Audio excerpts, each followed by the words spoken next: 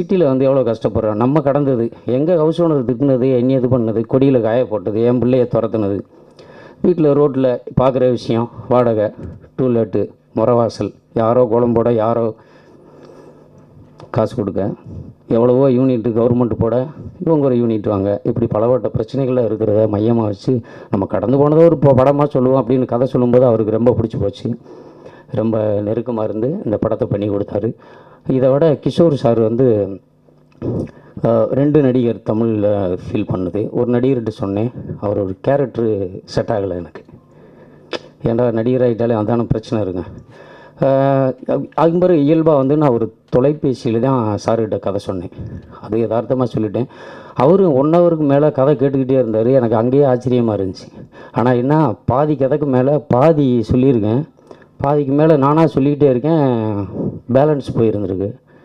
அவருக்கு சுவிட்ச் ஆஃப் ஆயிடுச்சு, எனக்கு பேலன்ஸ் இருந்துச்சு, நான் போயிடுச்சு. ஒரு வேளை கேட்கல, பிடிக்காமல் கட் பண்ணிட்டாரு அப்படின்ட்டு நடந்து போயிட்டேன்.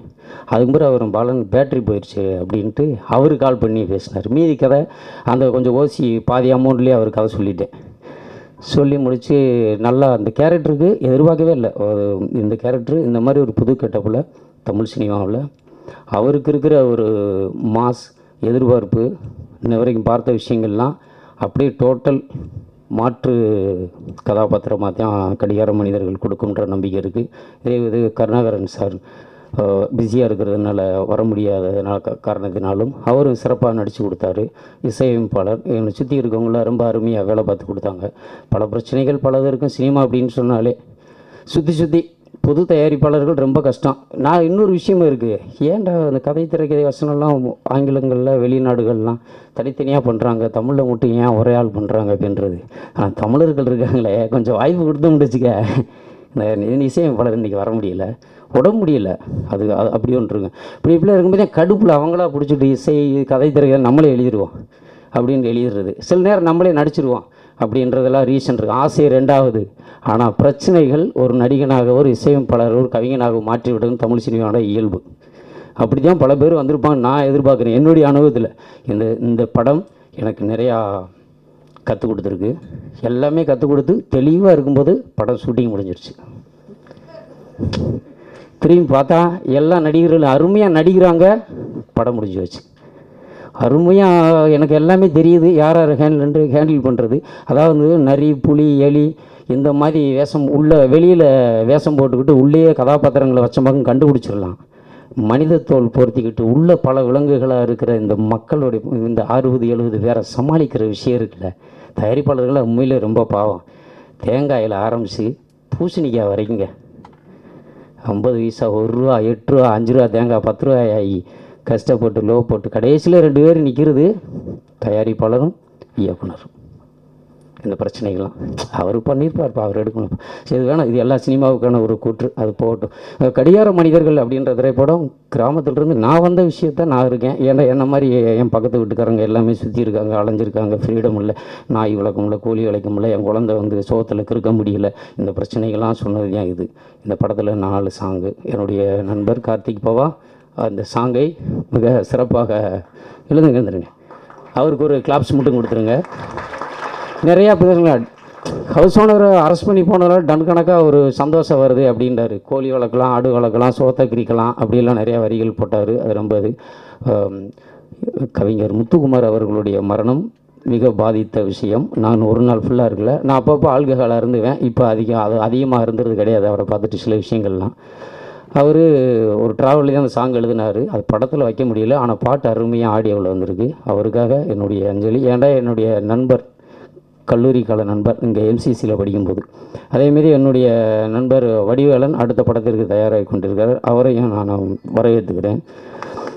அது தயாரிப்பாளர்கள் சங்கத்திலிருந்து வருகை புரிந்திருக்க அத்தனை தயாரிப்பாளர்களுக்கு என்னுடைய வணக்கத்தையும் வரவேற்பையும் தெரிவித்துக் கொள்கிறேன். கிஷோர் சார் ஸ்பெஷல், ரொம்ப ரொம்ப நன்றி. நீங்கள் இல்லைண்டா இந்த படம் கிடையாது. அவரை பார்க்கும்போதெல்லாம் கிரேஸ் எனக்கு ஒன்று தோணும், நான் ஷூட்டிங் போவேன், ஹேண்டி கேமரா கூட எடுத்துகிட்டு நான் எடுப்பேன் அப்படின்ற ஒன்று இருக்குது. ஆனால் என்ன, எல்லாமே தெரிஞ்சுக்கிட்ட போது ஒரு வாய்ப்பு நலியிருச்சு. அடுத்து கிடச்சா அது வேறு மாதிரி ஒரு ஃபீல் இருக்கும் அப்படின்றது இது எல்லாருக்கும் இருக்கக்கூடிய ஒரு விஷயம். அதேமாதிரி என்னுடைய தயாரிப்பாளர் அடுத்தடுத்த படங்கள் நிறையா பண்ணி இந்த படம் மூலம் அவர் நிறையா விஷயங்கள் வரணும்னு நான் ஆசைப்பட்றேன். அதே நடக்கும். நான் இருந்தாலும் அவர் இது போனாலும் அடுத்து நான் அவருக்கு படம் பண்ணி கொடுப்பேன். நான் பெரிய ஆள் ஆகிட்டாலும் அவர் பெரிய ஆள் ஆகிட்டாலும் என்னையை விட்டு கொடுக்க மாட்டாருன்ற நம்பிக்கை இருக்குது. இதுக்கு எல்லாருடைய சப்போர்ட்டு ஆடியன்ஸ் நீங்களுங்க. என்னுடைய செரின் ஹீரோயின் எனக்கு பிடிக்கவே இல்லை. அவங்கள என்னங்க ஹீரோயின் மாதிரி இல்லை, என் ஹீரோயின் வேறு மாதிரி இருப்பாங்கண்ணா. அப்புறம் கேரக்டரை சேஞ்ச் பண்ணிக்கிட்டோம். அப்புறம் வந்தாங்க மோல்ட் ஆகிட்டாங்க, ரெடி ஆகிட்டாங்க. ஒரு செமி ப்ராப்ளமாக வச்சேன், கரெக்டாக க்யூட்டாக ஃபன்னாக பண்ண சொன்னால் அதே கேரக்டருக்குள்ளே அப்படியே போயிட்டாங்க. போட்டு பார்த்தா ஓகே, அதுவும் செட் ஆகிறது மாதிரி இருக்குது. அது மொத்தம் ஆடியன்ஸ் ஏமாற்றது கொஞ்சம் அழுக, கொஞ்சம் சிரிப்பு, கொஞ்சம் அப்படி சந்தோஷம் எல்லாம் கலந்துருக்கு. 120 ரூபாய்க்கு ஒருத்து. நீங்கள் பாப்கார்ன் சமோசா வாங்கினீங்களாக்கும் அது கேரண்டி கிடையாது. ஏன்டா இங்கே அதிகமாக போடுறாங்க. மற்றதெல்லாம் எல்லாம் கரெக்டாக இருக்குது. இங்கே வந்திருக்கிற அனைத்து பெரியவங்களுடைய ஆசி, ஒவ்வொரு வார்த்தையும் ஒவ்வொரு விதையாக ஒவ்வொரு இயக்குனருக்கு இருக்கும் அப்படின்ற நம்பிக்கையோடு என்னை ஆசீர்வதிக்க நான் வன்முறையாகவும் வலுக்கட்டாயமும் அவர்களை அழைக்கிறேன். நன்றி, வணக்கம். வீட்டு ஓனர் திடீர்னு அரெஸ்ட் ஆகி ஸ்டேஷனுக்கு போயிடுறாரு. அப்போ அந்த ஹவுஸ் ஓனர் இல்லாத வீட்டில் ஒரு கொண்டாட்டம் இருக்குல்ல, வார்டன் இல்லாத ஹாஸ்டல் மாதிரி, இல்லைன்னா ப்ரொடியூசர் இல்லாத ஷூட்டிங் ஸ்பாட் மாதிரி, அந்த மாதிரி ஒரு பாட்டு கொண்டாட்டமாக வேணும்னு கேட்டார். அப்படி எழுதின பாட்டு தான் அது. இந்த படத்தில் கிட்டத்தட்ட இந்த பக்கத்து பகுதியில் டெனன்ட் இருப்பாங்களா, அப்படி தான் அவர் கூட ஷூட்டிங் முன்னாடி வரைக்கும் இருந்தேன். கடைசியில் நான் வேறு வீட்டுக்கு போக வேண்டிய சூழ்நிலை ஆகிடுச்சு. அதனால் அவர் கூட தொடர்ந்து ஒர்க் பண்ண முடியல இந்த படத்தில். ஆனால் இந்த பாட்டுக்கு வாய்ப்பு கொடுத்த இயக்குனருக்கும் தயாரிப்பாளர்களுக்கும் என்னுடைய நன்றியை தெரிவிச்சுக்கிறேன். வந்திருக்க அனைத்து திரையுலக ஜாம்பவான்களுக்கும் என்னுடைய நன்றி. வணக்கம். ஹாய், வணக்கம். எனக்கு தமிழ் அவ்வளோ வராது. நான் கேரளத்துலேருந்து வந்திருக்கேங்க. I am really happy to be a part of கடிகார மனிதர்கள். And I want to tell this, I'm big fan of Kishore. So I worked with him. So yeah. இப்போ எனக்கு தெரியும் எவ்வளோ கஷ்டம் ஒரு படம் இப்படி வருவ. I assisted one film. So now I can understand Bala's side. So yeah, I'm very excited to watch my film. And big thanks to my producers, Pravish and Pradeep. And yeah, thank you so much. இந்த படத்தை support பண்ணுறதுக்காக வந்த எல்லாருக்குமே நன்றி. Sorry, எனக்கு பேச வராது. ஏதோ ஒன்று பேசுகிறேன், நடிக்க வருமானு மட்டும் கேட்காதீங்க, அதுவும் வராது. But still thanks to the director இந்த மாதிரி ஒரு கதையை உருவாக்குனதுக்கு. அண்ட் நான் நம்பின வரைக்கும் ஒரு படம்னா அது சினிமா தியேட்டரில் மட்டும் ஓடினா பத்தாது. அது தியேட்டர்லேருந்து வெளியே போனால் ஜனங்களோட மனசுக்குள்ளேயும் ஓடிட்டே இருக்கணும். ஒரு ஜனங்களுக்குள்ள ஒரு சிந்தனையை உருவாக்கணும்னு நான் விரும்புகிறேன். அந்த மாதிரி ஒரு சிந்தனையை இந்த படம் ஒரு கான்டெம்பரரி இஷ்யூவை வச்சு பண்ணியிருக்காங்க. ஒரு வாடகை வீடு பிரச்சனையை வச்சு அந்த மாதிரி ஒரு சிந்தனையை இந்த படம் உருவாக்கும்னு நம்பிக்கையோட எல்லாருக்கும் நன்றி சொல்கிறேன். தேங்க்யூ. வைகரை பாலன் அவர்களை நான் எவ்வளவு பாராட்டினாலும் தகும். அவருடைய படத்தின் டீசரை, இந்த ட்ரெய்லரை மட்டும்தான் பார்த்தோம். அந்த படத்துக்குள்ளே எவ்வளவு வலி இருக்குங்கிறத என்னால் உணர முடிஞ்சது. படம் நிச்சயமாக வெற்றி அடையுங்கிறதுல ரெண்டாவது அபிப்பிராயம் கிடையாது. ஏன்னா வீடு தேவைங்கிறவனுக்குத்தான் வீட்டை பற்றி தெரியும். வீடு இல்லைன்னு கவலைப்படுறவனுக்குத்தான் வீட்டை பற்றி தெரியும். அது மாதிரி நாடு இல்லைங்கிறவனுக்கு தான் நாட்டை பற்றி தெரியும். நான் நாட்டை பற்றி தெரிந்தவன். அதனால் நீங்கள் வீட்டுக்காக எவ்வளவு வருந்துவீர்கள் என்று எனக்கு தெரியும். நான் சொல்லுகின்ற நாடு ஈழ நாடு. நான் பிறந்த மண்ணிலே இந்த மண் எனக்கு சொந்தமில்லை என்று சொல்லுகின்ற நிலை வந்தது. நாடில்லை, நாட்டுக்காக ஆயுதம் தாங்கி போராடினோம். வீட்டுக்காக வெக்கத்தை விட்டு போராடுகிறார்கள். வீட்டுக்காரர் வரவில்லை, அவர் ஜெயிலுக்கு போய்விட்டார் என்றவுடன் எவ்வளவு சந்தோஷம். இந்த சந்தோஷம் எத்தனை பேருக்கு மெட்ராஸில் இருக்குதுன்னு நான் நேரில் பார்த்துருக்கேன். அதே மாதிரி நாடு இல்லைங்கிற போது எத்தனை உயிர்கள் பலியாக இருக்குங்கிறத நேரில் பார்த்துருக்கேன். லட்சக்கணக்கில் 1.25 லட்சம் பேர் 1.5 ராத்திரியில் போனாங்க. நாடு இல்லைங்கிறதுக்காக, வீடு இல்லைங்கிறதுக்காக சொந்த பிள்ளைய பொட்டிக்குள்ளே வச்சு அடைச்சிருந்தார். மூணாவது ஒரு பிரச்சனை இருக்குது. நாடு இல்லை, வீடு இல்லை, தண்ணி இல்லை. தண்ணி இல்லைன்னொன்னே இது மனுஷனோட பிரச்சனை. தண்ணியை கொடுக்க வேண்டியது இருக்கிறவங்க கொடுக்கணும். வீடு இருக்கிறவங்க இவ்வளவு கேவலமாக நடந்துக்கிற மாதிரி தண்ணி இருக்கிறவங்களும் கேவலமாக நடந்துக்கிறது நல்லதில்லை. நாடு இல்லை, வீடு இல்லை, தண்ணி இல்லை. தண்ணி இல்லைன்னா எவ்வளவு கஷ்டம். தண்ணி இயற்கையினுடைய படைப்பு. கலைஞர்களாகிய நாம், கலைஞர்களுக்கு மொழி கிடையாது, சத்தியமும் கிடையாது. நாங்கள் தான் முதல்ல ஆரம்பத்தில் அப்போ 56 சொல்ல ஆரம்பித்தோம், அடைந்தால் திராவிட நாடு, இல்லையேல் சுடுகாடு. நானும் அதில் மாணவ பருவத்தில் அதை சொல்லியிருக்கேன். ஆனால் எங்கே திராவிட நாடு? இங்கே நாங்கள் திராவிட நாடு ஒன்றா இருக்கமேயா, இங்கே ஒன்றா இருக்கமே. இதோ அவர் மலையாளி, நான் ஈழத்தைச் சேர்ந்தவன், அவர் தெலுங்குக்காரர், அவர் கன்னடத்துக்காரர். இங்கே திராவிட நாடு இல்லையா? அப்புறம் ஏன் இதுக்குள்ள போராட்டம்? கலைஞர்கள் என்ன வித்தியாசம்? அவர் கன்னடத்துக்காரர், இவர் தெலுங்கை தாய்மொழியாக கொண்டவர், நான் தமிழை தாய்மொழியாக கொண்டவன், இவர் மலையாளத்தை தாய்மொழியாக கொண்டவர்கள், இந்த அம்மா மலையாளத்தை தாய்மொழியாக கொண்டவர்கள். என்ன வித்தியாசம்? கலைஞர்களுக்குள் ஏன் போராட்டம்? கலைஞன் ஏன் தண்ணீர் கொடுக்க கூடாது என்று தெருவுக்கு இறங்குகிறான்?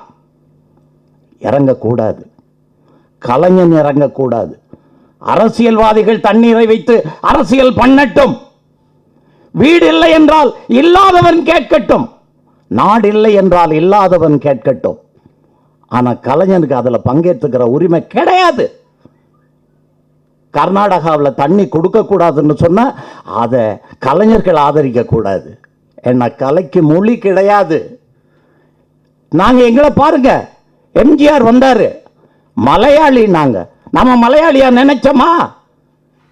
எங்க இதய தெய்வம் நினைச்சோம். எங்களை ஆளுகின்ற மன்னனா கோட்டையில ஏத்தி வச்சோம். அங்க மொழி இல்லை, அதுதான் உண்மை. எப்பயா உங்களுக்கு மொழி வந்துச்சு? யார் ராஜ்குமார்?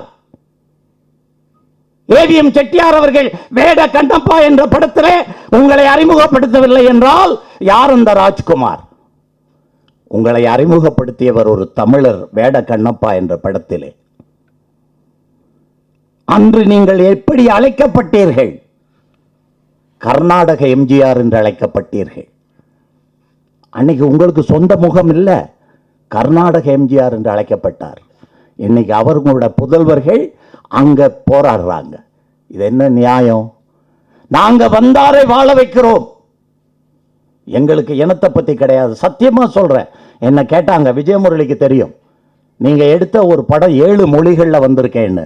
அது என்ன படம்னு சொல்றேன். மைக்கேல் ராஜின் ஒரு படம், ரகுவரனை வச்சு எடுத்த அந்த படம் 7 மொழிகளில் வந்திருக்கு. தெலுங்குல வெங்கடேஷ் பாபு நடித்தார், ஹிந்தியில் அனில் கபூர் நடித்தார். இப்படி எல்லா மொழிகள்லையும் 7 மொழிகளில் வந்திருக்கு. அந்த படத்தினுடைய பார்ட் 2 பண்ணணும்னு சொன்னாங்க. நான் அவரை பார்த்ததில்லை, படத்தில் தான் பார்த்துருக்கேன். நடிக்க தெரியாதுன்னு பொய் சொல்கிறார். வெண்ணிலா கபடி குழுவிலேயே அப்படி நடிச்சிருக்காரு, நான் பார்த்துருக்கேன். அந்த மைக்கேல் ராஜை திருப்பி எடுக்கணும்னா அந்த மண்டையில் கொஞ்சம் முடி இல்லாமல் உயரமாக ஒருத்தர் இருக்காரேன்னு நான் விஜயமுரளியிட்ட கேட்டனா இல்லையான்னு விஜயமுரளியை கேளுங்க. அவர் பேர் எனக்கு தெரியாது. அவர் நடித்த ரகுவரன் இந்த படத்தை நான் பார்ட் 2 எடுக்கிறேன், வேற டைரக்டர் கிடைச்சான்னு சொன்னேன். இப்போ எனக்கு என்னென்னா, அதை எடுக்கணும்னா இந்த வைரபாலன் மாதிரி ஒரு டைரக்டர் தான் தேவை. சரி, எல்லையை மீறி வெளியே போயிட்டேன். நான் கொஞ்சம் தமிழ் உணர்வு உள்ளவன். அது தண்ணி இல்லைன்னு கொஞ்சம் கோபம் வந்துடுச்சு. அதனால் தப்பாக நினச்சிக்காதீங்க. ஆனால் அந்த உணர்வு எல்லாருக்கும் இருக்கணும், நிச்சயமாக இருக்கணும். அதில் என் கலைஞனுக்கு நிச்சயமாக இருக்கணும். ஆனால் அவர் ஒரு பொய் சொன்னார், நடிக்க தெரியாதுன்னு. அதை சொல்லாதீங்க தயவு செய்து எந்த மேடையிலும் சொல்லாதீங்க. பேச தெரியாதுன்னு சொல்லுங்கள். நீங்கள் ஒரு உயரமான நடிகர், உயரத்தில் இல்லை, தொழிலில் சிறப்பான நடிகர். நான் சிவாஜி கணேசன் சாரோட வேலை செய்திருக்கேன், ஆனால் கமலஹாசன் சாரோட வேலை செய்திருக்கேன், ரஜினி சாரோட 3 படம் செய்திருக்கேன். ஆனால் ரகுவரனோட வேலை செய்யும்போது எனக்கு கிடைச்ச ஒரு சந்தோஷம் வேறு எப்பவும் கிடைக்கல எனக்கு. அப்படிப்பட்ட ஒரு நடிகர் ரகுவரன். அது மாதிரி ஒரு நடிகர் நீங்கள். அதனால் இந்த மாதிரி ஒரு நடிகர் கிடைக்கிறது உண்மையாகவே எங்களுடைய தமிழ் இண்டஸ்ட்ரிக்கு ஒரு பெரிய வரப்பிரசாதம். அதனால் இந்த படம் வைகறை பாலனுக்காக பெரிய வெற்றி படமாக ஓடணும், 100 நாள் ஓடணும். வைகறை பாலன் இன்னும் நிறைய படங்கள் பண்ணணும், அவர் வாழணும், அவருடைய யூனிட் வளரணும், தயாரிப்பாளர்கள் இன்னும் பல படங்கள் எடுக்கணும், வெற்றி அடையணும். நாங்கள் வாழ்த்துவோம், தமிழர்கள் வாழ்த்துவார்கள், வாழ வைப்பார்கள். நீங்கள் வாழுங்கள் என்று சொல்லி விடைபெறுகிறேன். நன்றி, வணக்கம். மேடையில் அமர்ந்திருக்கும் மரியாதைக்குரிய நண்பர்களுக்கும், முன்னால் அமர்ந்திருக்கும் நண்பர்களுக்கும், பத்திரிகை மற்றும் தொலைக்காட்சி சேர்ந்த எல்லா நண்பர்களுக்கும் என்னுடைய பணிவான வணக்கம். இந்த கொஞ்ச நேரம் இந்த வைப்ரேஷனுங்கிறது இருக்க கொஞ்ச நேரம் இருந்துகிட்டே இருக்கேன். நான் கோகநாதன் பேசுனதில் கொஞ்ச நேரம் வரைக்கும் அந்த வைப்ரேஷன்லேயே எல்லோரும் இருந்துட்டு இருக்கிற மாதிரி இருக்குது. அவர் எப்பவுமே கொஞ்சம் உணர்ச்சி வசப்படக்கூடியவர். இது நியாயமான பிரச்சனை இப்போது கரண்ட்டில் இருக்கிறது. அதனால் இந்த பிரச்சனையை வந்து அவர் எரியாமல் அவர் பேச வேண்டி வந்துடுச்சு. அதில் ஒன்று என்னென்னா, கலைஞர்கள் வரலாமா அப்படின்னா, வரலன்னா அங்கே கல்லெடுத்து அடிப்பான். ஏன்னா நாங்கள்லாம் தண்ணி கொடுன்னு சொல்லி அங்கேருந்து இங்கே இருக்கிற விவசாயிக்கு இல்லை, நீங்கள்லாம் வீட்டுக்குள்ளே உட்காந்துக்கலாமா. இப்போ அவன் வந்ததுனால என்ன ஆகிப்போச்சுன்னா, இங்கே இருக்கவனுக்கெல்லாம் பேப்பரில் போட்டுக்கிட்டு இருக்கான், நீங்கள்லாம் என்னையா பண்ணிட்டீங்க, உங்களுக்கு வெக்கமானம் இல்லையா, நீங்கள் வரமாட்டீங்களா அப்படின்னு சொல்லிட்டு. இப்போ நாளைக்கு நம்ம போய் நிற்கும்போது அவனை அதே மாதிரி தான் பேசுவான். என்ன நம்ம கொஞ்சம் தப்பிச்சுக்கலாம், நீங்கள் முதல்ல இறங்கினா அதுக்கப்புறம் தான் நாங்கள் இறங்கணும் அப்படின்னு சொல்லலாம். அந்த மாதிரி மத்தளத்துக்கு 2 பக்கம் அடிங்கிற மாதிரி கலைஞர்கள் சினிமாக்காரங்க எல்லாத்துக்குமே வந்து இது ஒரு பெரிய பிரச்சனை.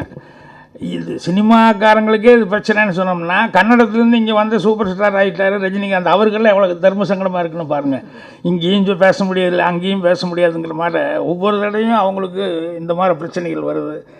ஸோ முடிஞ்ச வரைக்கும் நம்ம எல்லோரும் ஒன்று தான் அப்படின்னு சொல்லிட்டு மனிதநேயம் இருந்ததுன்னா அது இருக்காது. அதனால் அந்த மனிதநேயத்தை முடிஞ்ச வரைக்கும் இது பண்ணணும். அப்புறம் வித்தவுட் பெயின் நோ கெயின் அப்படின்னு சொல்லுவாங்க. ஏதாவது ஒரு வலி இல்லாமல் எதுவுமே இல்லை அப்படின்னு சொல்லிட்டு வைகறை பாலன் அவர்கள் வந்து பேசும்போது இந்த படத்தில் நிறையா சோதனைகளை சந்தித்தான்னு சொன்னார். அவர் எடுத்துகிட்ட கதையும் ஒரு சோதனையான கதை தான். ஏன்னா வீடு வாடகைக்கு இருக்கிறவங்க எவ்வளோ கஷ்டப்படுறாங்க அப்படிங்கிற மாதிரி. ஆனால் ஒரு துணிச்சலான ஒரு சமாச்சாரம், ஏன்னா எல்லாத்துக்கும் பரிச்சயமான ஒரு சமாச்சாரத்தை வச்சு பண்ணியிருக்காரு. ஸோ அதனுடைய கரு என்னன்னு எனக்கு தெரியல, ஆனால் இயல்பாக என்ன இருக்குதோ அதை வச்சுட்டு பண்ணியிருக்கிறதுனால வந்து காட்சிகளும் கூட நிறையா வந்து நம்ம கண்ணுக்கு எதிராக பார்த்த மாதிரியே இருக்கும். அதனால் படம் வந்து நிச்சயமாக சுவாரஸ்யமாக வரும் அப்படின்னு சொல்லிட்டு எனக்கு ஒரு எதிர்பார்ப்பு இருக்குது. அதே மாதிரி அவர் வந்த இடம் சசிகுமார் அவர்கிட்ட வந்திருக்காரு. ஸோ அதனால் கொஞ்சம் விவரமானவங்ககிட்ட இருந்து வர்றதுனால அவங்ககிட்டையும் நிறையா கற்றுக்கிட்டு வந்திருப்பாங்க. அதனால் அவருடைய படத்துக்கு என்னுடைய வாழ்த்துக்களை தெரிவிச்சுக்கிறேன். அப்புறம் நம்ம பிரதீப் அவர் பேசும்போது ரொம்ப நெகிழ்ச்சியாக பேசினார். ஏன்னா சின்ன படம் அப்படிங்கிற மாதிரி தான் நினச்சிக்கிட்டு சின்ன படம் அப்படிங்கிற மாதிரி ஃபீலிங் இருக்கும். ஆனால் இது வந்து சின்ன படம் அல்ல, இது வந்து ரொம்ப பெரிய எனக்கு ஒரு ஃபீலிங் வந்தது. ஏன்னா அவர் அவ்வளோ நெகிழ்ச்சியாக பேசினார். அவருக்காக வந்து அவருடைய பிரதர் வந்து எவ்வளோ கஷ்டப்பட்டு, என்ன அப்பா கூட இஷ்டம் இல்லை, அவர் வேறு எதாவது பண்ணணும்னு சொல்லி ஆசைப்பட்டார். ஆனால் பிரதர் வந்து எனக்காக இவ்வளோ தூரம் இந்த படம் எடுத்திருக்காரு அப்படின்னு சொன்னது ரொம்ப நெகிழ்ச்சியாக இருந்தது. ஏன்னா சில நேரங்களில் வந்து நம்மளுக்கு அது மாதிரி யாராவது ஒருத்தர் வாய்ப்புகள் யாராவது மூலமாக கிடைக்கும்போது தான் அது நமக்கு ஆஹா அப்படின்ட்டு வாழ்க்கை பூரா இவங்களை நினச்சிட்டு இருக்கணும் அப்படின்ட்டு. ஸோ அவர் பேசும்போதே எனக்கு வந்து அவருடைய ஃபீலிங் எப்படி இருக்குன்னா, நான் அவர் சொன்னதில் இன்னொன்று தப்பு என்னென்னா, எனக்கு இந்த மாதிரி இவரே ப்ரொடியூசராக வேறு இருக்கார். அவர் சொல்கிறாரு எனக்கு நடிக்கணும் அப்படின்னு சொல்லிட்டு வெளியே சொன்னீங்கன்னா நிறைய பேர் காசு பிடிங்கிடுவான், உங்களுக்கு பிரமாதமாக ஒரு ரோல் இருக்குங்க அப்படின்னு சொல்லிட்டு கூப்பிட்டு மிளகா அரைச்சிடுவாங்க. அதனால் நீங்கள் இப்படி ஓப்பனாக சொன்னதுங்கிறது பேஜாரான ஒரு சமாச்சாரம். அதனால் உங்களுக்கு கண்டிப்பாக வந்து வைகறை பாலன் வந்து கொடுத்துருக்காரு. அதே மாதிரி வந்து இந்த படம் பார்த்துட்டா அதுக்கப்புறம் வந்து உங்களுக்கு வரக்கூடிய வாய்ப்புகள் வரும். ஏன்னா யாருக்கு எப்போ எப்படி வாய்ப்பு வரும் அப்படின்லாம் சொல்ல முடியாது. அதுக்குன்னு ஒரு டைம் இருக்கணும். அந்த டைம் வரும்போது தான் வரும். நானே நடிக்க வேண்டான்னு தான் நினச்சேன் முதல்ல சூரராஜ் சித்திரங்களப்போ. ஏன்னா ஃபஸ்ட்டு படம் 16 வயதுல ரயில் புதிய வாய்ப்பெல்லாம் முடிஞ்சதுக்கப்புறம் சூரராஜ் சித்திரம் ஸ்டார்ட் பண்ணும்போது வெறும் டைரக்டராக இருந்தால் போதும், நடிக்க வேண்டாம் அப்படின்னு நினச்சிக்கிட்டு வேற ஒரு கேரக்டர், என்னோடய கேரக்டருக்கு வந்து வேறு ஒரு ஆளை போட்டிருந்தேன். அவன் வந்து ரிலீஸ்க்கு படம் ஆரம்பிக்கிறதுக்கு ஒரு வாரத்துக்கு முன்னால் அதை விட பெட்டர் கேரக்டர் கிடைக்குதுன்னு ஓடிட்டான். இப்போ வேறு வழியே இல்லாமல் யாரையும் தேட முடியாது அப்படிங்கிறதுனால அப்புறம் நானே மேக்கப் போட்டு டைரக்ட் பண்ணுவோம், வேறு வழி இல்லை அப்படின்னு சொல்லிட்டு. ஆனால் எனக்கு நல்லது பண்ணுறதுக்காக தான் அவன் ஓடி இருக்கான். அதுக்கப்புறம் தான் தெரிஞ்சது. ஏன்னா நான் நடித்ததுனால அந்த படத்தில் சூரலா சித்திரங்களில் மறுபடியும் தொடர்ந்து நடிக்கிறதுக்கான அந்த சூழ்நிலை வந்தது. இல்லை அப்படின்னு சொன்னோம்னா வெறும் டைரக்டராக மட்டும் இருந்திருக்கலாம் ஒரு வேளை. ஸோ அதனால் சோதனை வந்ததுக்காக வைகரை பாலன் வந்து ஒன்றும் வருத்தப்பட வேண்டியதில்லை. எத்தனை சோதனை வந்தாலும் அது வந்து நல்லது தான். ஏன்னா முதல் படம் எடுக்க போகும்போது 16 வயதில் ஃபஸ்ட் ஷெட்யூல்லே நாங்கள் திரும்பி வந்துட்டோம். போன வேகத்திலேயே இங்கேருந்து எல்லாருக்கும் மைசூருக்கு பெங்களூர் கிளம்பி போய் ஷூட்டிங்காக அத்தனை பேர் யூனிட்டும் ஷூட்டிங்கே எடுக்கல, அப்படியே திரும்பி வந்துட்டோம். ஸோ ஃபங்காக இருந்தோம்னா எல்லாருமே ஃபங்காக இருப்போம். ஆனாலும் யாருமே வந்து ப்ரொடியூசரும் தைரியமாக இருந்தார், அதே மாதிரி டைரக்டரும் தைரியமாக இருந்தார். டைரக்டர் கொஞ்சம் ஒரு சின்ன வைப்ரேஷன் என்னென்னா ப்ரொடியூசர் தான் நினச்சிடுவாரோ என்னவோ அப்படின்னு சொல்லிட்டுலாம் ஒரு சின்ன ஃபீலிங் இருந்தது. இருந்தாலும் வேலை பார்க்கும்போது நம்பிக்கையோடு வேலை பார்த்தாரு. அதனால் அந்த சோதனைகள்லாம் நிறையா வந்தது எங்களுக்கு. அது சொன்னோன்னா சொல்லிக்கிட்டே போகலாம். அவ்வளோ சோதனைகள்லாம் தாண்டதுனால தான் இன்றைக்கி எல்லாருமே அந்த யூனிட்டில் இருக்கிறவங்க எல்லாருமே 16 வயதில் யூனிட்டு சேர்ந்தவங்க எல்லோரும் நல்ல பொசிஷனில் இன்றைக்கி இருந்துகிட்ருக்காங்க. அது மாதிரி எனக்கு இந்த தயாரிப்பாளரும் அதே மாதிரி வளரணும், அதே மாதிரி இந்த டைரக்டர் அதே மாதிரி பேர் எடுக்கணும். இன்னொன்று, நான் அவ்வளோ சீக்கிரம் ஆசைப்பட மாட்டேன். ஆனால் இந்த கிஷோர் மட்டும் எனக்கு எப்பவுமே ஒரு ஆசை இருந்துட்டு, கடை நம்ம டைரக்ஷனில் இன்னும் நடிக்க வைக்கலையே வர அப்படின்னு சொல்லிட்டு கூட ஒர்க் பண்ணணும் அப்படிங்கிற மாதிரி எனக்கு ஒரு சில ஆர்டிஸ்ட்டை பார்க்கும்போது அவங்களுடைய அந்த முழுமையான அவங்களுடைய திறமைகள் வெளியே வர்ற அளவுக்கு ஏதாவது கேரக்டரைசேஷன் இருந்தால் நல்லா இருக்குமே அப்படின்னு சொல்லி நினைப்பேன். அந்த மாதிரி வந்து கிஷோரை பார்க்கும்போதெல்லாம் எனக்கு அந்த ஃபீலிங் உண்டு. ஆனால் கூடிய சீக்கிரம் வந்து அது நிறைவேறும். அதனால் மீண்டும் இந்த படத்தினுடைய யூனிட் எல்லாத்துக்கும் என்னுடைய வாழ்த்துக்களை வந்து தெரிவிச்சுக்கிறேன். அப்புறம் அர்ச்சனா, உங்களுக்கு முருங்கைக்காய்க்கு ஏற்பாடு பண்ணிட்டேன் நான். ஏன்னா ரொம்ப ஃபீலிங்காக கேட்டுட்டாங்க. வாழ்த்துக்கள். இந்த படத்தோடைய ஆடியோ சிடியை வெளியிட திரைக்கதை மன்னர் திரு கே பாக்யராஜ் அவர்களை கேட்டுக்கொள்கிறேன். மற்றும் விழாவை சிறப்பிக்க வந்திருக்கும் அனைத்து விஐபிஸ் எல்லாருமே சேர்ந்து இந்த ஆடியோ சிடியை பெற்றுக்கொள்ளுமாறு கேட்டுக்கொள்கிறேன். உங்களது பலத்த கைத்தட்டலுடன் கடிகாரம் மனிதர்கள் படத்தோடைய ஆடியோ சிடியை திரைக்கதை மன்னர் திரு கே பாக்யராஜ் அவர்கள் வெளியிடுவார். மற்றும் விஐபிஸ் அனைவரும் சேர்ந்து இந்த ஆடியோ சிடியை பெற்றுக்கொள்கிறார். இந்த அற்புதமான தருணம் அரங்கேறி கொண்டிருக்கிறது. நம்ம கேட்ட இந்த பாடல்கள் உலகம் முழுவதும் எல்லாருமே கேட்டு ரசிக்க போறாங்க. பலத்த கைத்தட்டல்.